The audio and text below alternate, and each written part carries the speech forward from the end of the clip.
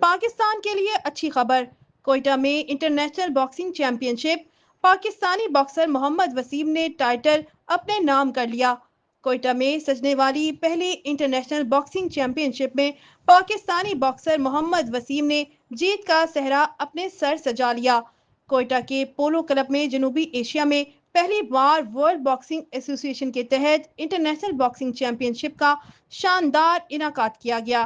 Event میں عالمی شہرت یافتہ باکسرز نے ٹائٹل فائٹ سمیت مختلف کیٹیگریز کے مقابلوں میں حصہ لیا، جس میں باکسنگ کے 4 ٹائٹل فائٹ سمیت مجموعی طور پر 8 مقابلے ہوئے۔